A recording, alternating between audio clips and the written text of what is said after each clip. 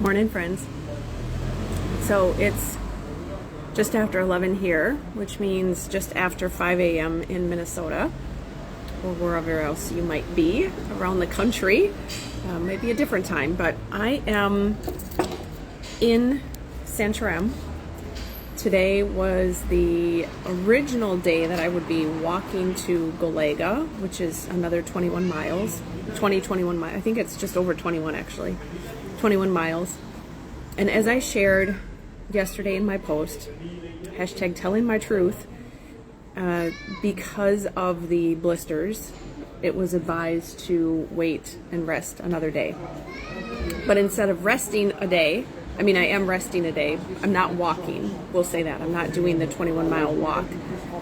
So I'm not staying here in Santarem because I have a reservation in Golega, which means my journey is set. Every night I know where I'm staying. And I did that on purpose because I'm not staying at hostels.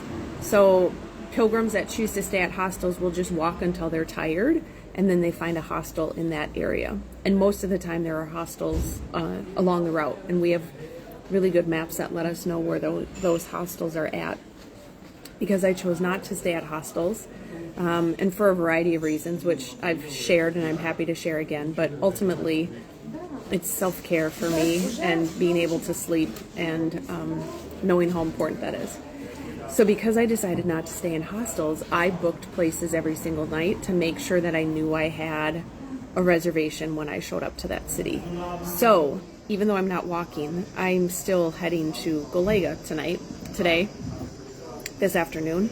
And one of the things that I am going to do in order to continue to support this journey, primarily my feet, one of the things that has come up with one of the pharmacists was checking the weight of my pack.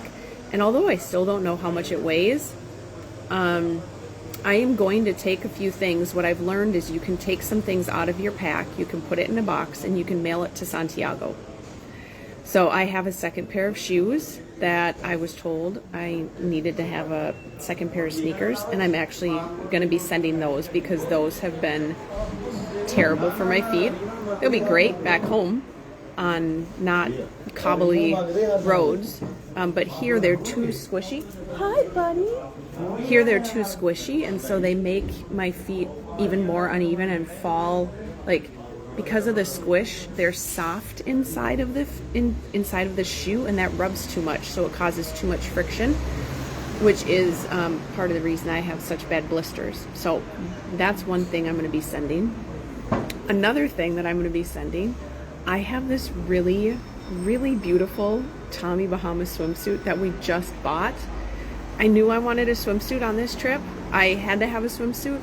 And part of the thing for me is that I am modest when it comes to my swimwear. So I don't show a lot of skin.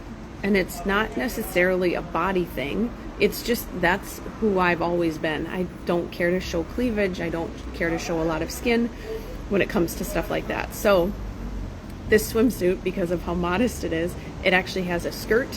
So it's it's not a one piece, but it's like a tankini, I guess. So it's two pieces, but it's basically a one piece plus.